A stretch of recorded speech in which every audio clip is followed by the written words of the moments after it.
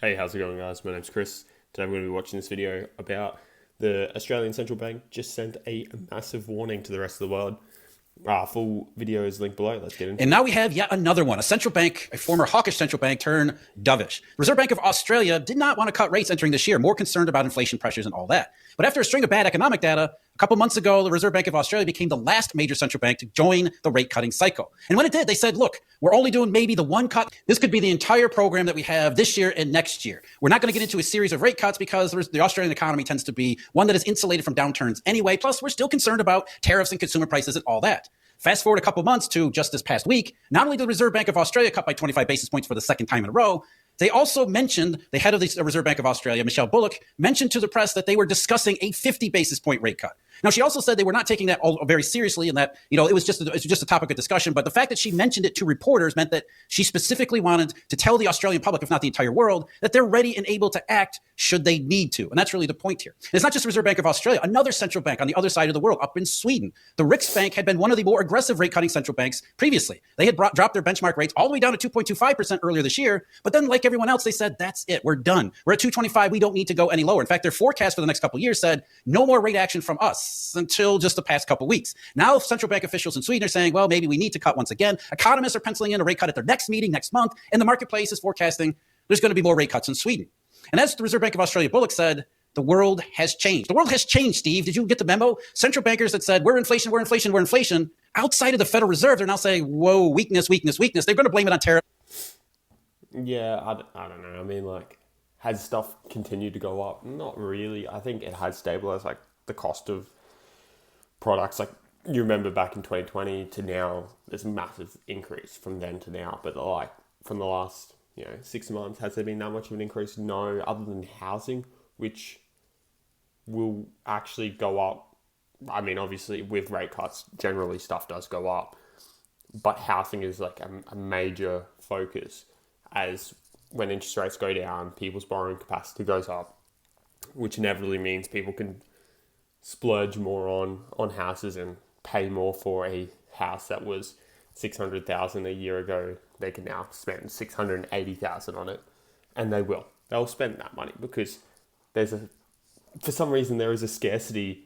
Well, obviously there is a scarcity aspect around housing in Australia, just because we're not building enough and there's too many people. But yeah, there shouldn't be a scarcity around housing. It should be an abundance considering how much land we have, but that's not the way it Trade is here. policy uncertainty, but it's really the fact that they're changing their tune and doing so much is really, it's one thing to really pay attention to, because even central bankers are saying, we want to talk about inflation. We're more worried about inflation, but this other stuff over here, that's got our attention.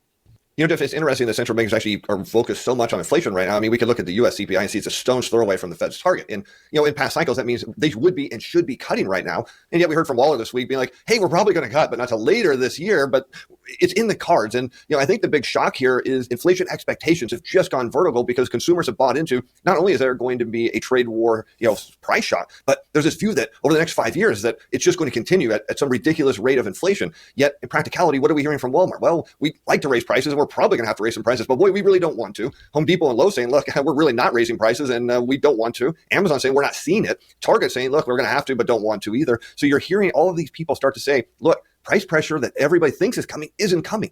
Problem again is everybody wants to believe it. Central bankers want to believe it. So they're so fixated on this inflation story that, Jeff, they're missing the real picture is that the global economy is slowing and continuing to decelerate. And you and I know that you can have transitory. Well, of course, the economy should be slowing because there's now, in 2020, obviously, there was a huge printing of money.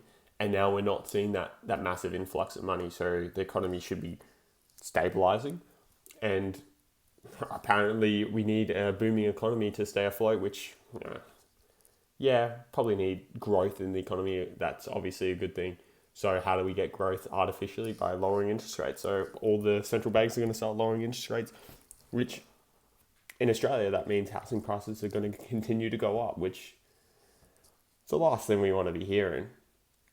Especially for me, like someone that is trying to get into the market, and it's becoming further and further away, out of reach. And I don't know if we'll ever be in reach, but You can always hope, right? Bounce of inflation, we can go back to the lead into the great financial or global financial crisis, where we saw energy prices drive the CPI up. At the same time, the global economy was clearly decelerating and slowing down. What happens? Price pressure becomes transitory, inflation turns into disinflation and sometimes outright deflation. And yet the central bankers, they think they know it's coming, but they don't want to tell people because the worst thing they could do right now is panic. Yeah, I think that's the important point here is that central bankers normally would look at these price changes and say inflation, inflation, inflation, but they're finally seeing, the weakness that you just said and saying, look, if prices go up, we hear this from all these retailers and companies, and it's not just retailers, it's companies up and down the supply chain. We can't afford increasing costs. So like you and I have been saying all along, some of these central bankers, not all of them, the Fed is the one outlier here, and there's a couple others like the Bank of Canada and the Bank of England, but by and large, the vast majority of central bankers around the world are tilting dovishly because of what Steve just said, which is if prices do go up even just a little bit, it's not going to lead to some 1970 style out of control inflation. It's going to lead to the exact opposite. And that's the reason why Michelle Bullock, the head of the RBA, said, yeah, we're talking about a 50 basis point rate cut. And also the RBA also said that, look, we believe that consumer price pressures, those outside of the tariffs, those are done. We're not going to worry about inflation anymore under our terms. If we do see a price shock, it's going to be a price shock. And the result of that price shock is going to be a drop off in demand because even the central bankers are now coming around outside the Fed to the idea that any increase in prices, people just can't afford it. Businesses, consumers, doesn't matter where it is. And the inevitable result is not inflation. It's not sustained price increases. It's a drop in demand that risks, as demand goes lower and volumes go lower, that really does risk triggering layoffs and job cuts and all the nasty stuff that we associate with traditional recessions. Yeah, absolutely, Jeff. And that's why. So basically what I'm understanding is that if prices do go up, people aren't going to buy it, and therefore they're either going to have to cut jobs or whatever, or just lower the price back down. So the inflation is just, it's not existing right now, which it's funny that, like, I guess there will be like some sort of baseline inflation, which everyone will be able to continue to afford, but anything above that, unless there's an external factor like, the government printing money, that inflation won't be met by demand, which honestly is a good thing. But I still don't think housing almost seems like it's in its own world in that sense, right? As long as someone can borrow an amount of money, they're going to buy a house, right? And the only cap really on borrowing power is one income, which is assuming people make the same amount which they've always made, which should be the case.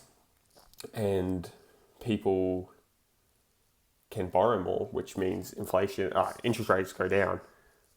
Then the housing market doesn't seem like it's going to slow down anytime soon, at least in Australia, because it's so fantasized. So it's pretty shit for Australians and housing market, but I think you just got to get in it. It's stuffed, but I would be inclined to see a 10% reduction before I buy it. That would be nice, but I don't think that's going to happen. I think if anything, it's going to happen once I buy in, and I'm going to be crushed.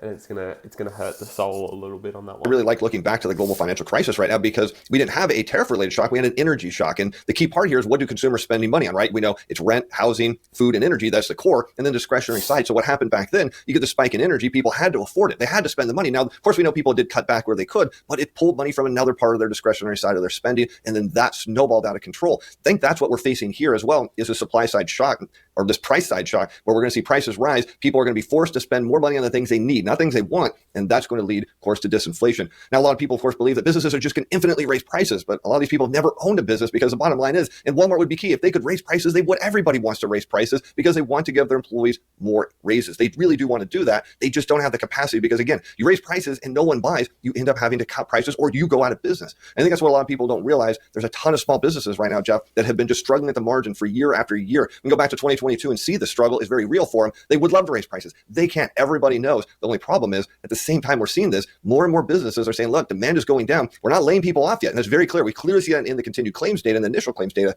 but they are starting to cut hours. Yeah, really businesses have two choices, right, Steve? And I think we saw this in especially the European PMIs from S&P Global this week. What the Europeans said is we see both of these choices. Manufacturers are responding to input costs going up by taking the hit, right? Because that's one of the options. If your input costs go up, you just say, okay, I'm going to take it to hit to my bottom line. I'm going to hope that I have enough margin that I don't lose too much on this. In the hopes that, okay, we go through a short run price change, everything kind of settles out, and then we haven't fired anybody and we're prepared to take on the recovery that shows up on the other side of it. That's one way you can handle this, is that you take the price hit because you know what happens if you don't. And that's the other side of it. The European PMIs from S&P Global for services, they fell sharply, largely because service providers in Europe didn't do what manufacturers did. They did raise prices, and the result was, predictably, the drop in volume. So the service, I think it was the activity index in Europe, was the lowest it's been since 2022, in the immediate aftermath of the last price shock in oil prices. So that's really what businesses are facing. They're facing these two unappealing choices. We can take the hit and hope it's in the short run. We won't raise prices. We'll lose it on the margins, and we'll hold as many workers as we possibly can, just hoping it's short run. Or if you don't have that kind of margin, like European service providers, you're just going to bite the bullet, raise prices, and hope that volume doesn't fall off as much as you're afraid of. But that's really what a lot of these sentiment surveys are saying, especially from consumers. What they're saying is, when this stuff starts to hit, we know that we can't absorb even a small price increase, which is why consumer sentiment has gone down so sharply. And then the European PMIs and the activity that's going on there just proves the point. It doesn't really matter what tariff rates are. Any increase in prices and any increase in cost pressures are going to lead to one of two options, neither of which are appealing. Now, you and I know that this. Yeah, job losses at the end of the day, that's the worst part. The worst thing that could happen to an economy, if everyone loses their job, then obviously no one has money to spend on products and consume. So, like, yeah, that's the worst thing. But that's an even more scary thought of people getting hours cut, right? Especially if you're going from having overtime every week, you're doing your 40 hours plus, 10 hours of overtime. If that 10 hours of overtime gets cut, that 10 hours of overtime could sometimes be, a quarter of your wage that's then cut off. And at the end of the day, that's an entitlement, getting overtime. You're not guaranteed that.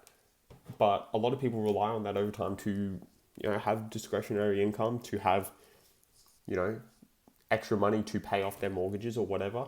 And without that money, they're living on the edge. So it is scary to think that people's hours can be cut so easily, right?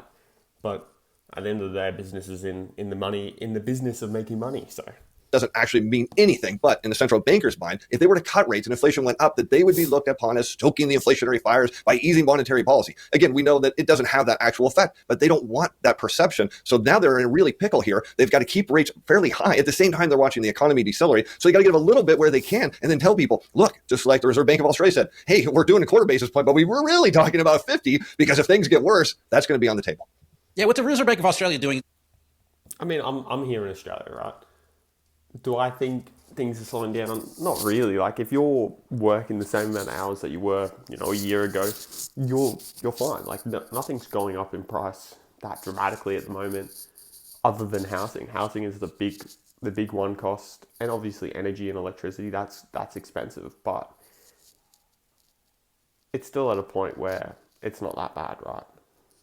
It's manageable, and it's not to a point where you're having to cut that much money from your discretionary income to subsidize that. So realistically, as long as you are remaining and keeping the same amount of hours at your job, then you're not really seeing any inflation impacting you. However, once that job rate and that job cuts come into effect, if that does come into effect, that's when these rate cuts really need to happen to try and stimulate the economy and get jobs back going. But I'm pretty sure we're still at like a record low unemployment rate. So there's no real stress on that. But obviously unemployment rate can be pretty, misleading. I know there's a lot of factors that go into it that actually skew the factors, and skew the data a lot. Like the Swedish bank is look, they're trying to send the message, and we were laughing about this before we started recording, a forward guidance. That's what they call this. What they're really doing is trying to send a message to the markets, to the economy, to the rest of the world, saying, look, if things get bad, we're not saying they're going to get bad, but if things get bad, that forward guidance is a bit of a joke though. Like, I remember when COVID started, that they said they're going to hold interest rates at 0% or whatever it was for 4 or 5 years. And then, everyone pumped up the housing market, and within a year and a half or 2 years, whatever it was, interest rates went up to 5%, and then people struggled to afford their houses because their mortgage rates went up double.